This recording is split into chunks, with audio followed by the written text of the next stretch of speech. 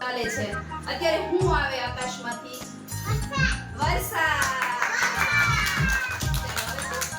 વરસાદ આવે એ બધો વરસાદ જમીન ઉપર પડે એટલે કેવું સરસ મજાનું લીલુંછમ થઈ જાય છે ને બેટા શું લીલું દેખાય નાના નાના છોડવાઓ છે ને ત્યાં આજે આપણે છોડ વાવતા શીખવાનું છે બરાબર તો બધા છોડ ક્યાં ઉગે છોડ આપણા હાથમાં ઉગે નો ઉગે તો દાદી ઉપર ઉગે નો ઉગે જમીન ઉપર ઉગે ક્યાં ઉગે જમીન ઉપર તો આપણે જમીનની થોડીક માટી છે જો આ બધામાં નાખી છે કઈ દિશા ને આપણે બધાને કીધું ને આ કાળું કાળું આ બધું શું કહેવાય માટી માટી હોય ને માટી ઉપર નાના નાના છોડ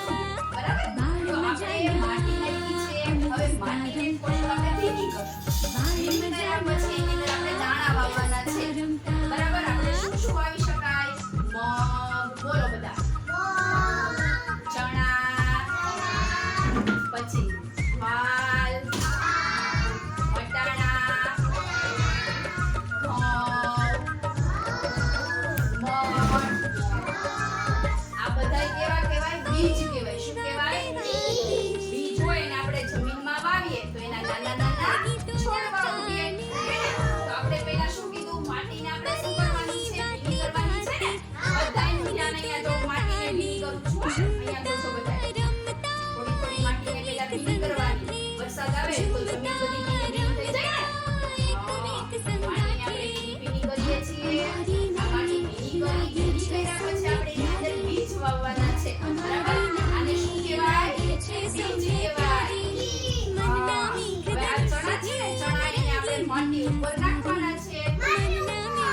પછી જો માટી ઉપર નાખીએ અને એની ઉપર પાછી માટી નાખવાની માટી ન નાખીએ તો આ ચણા કોણ ખાઈ જાય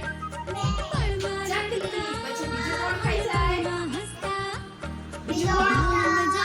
કાગડો ખાઈ જાય આપણા ચાચમાં લઈને ગયા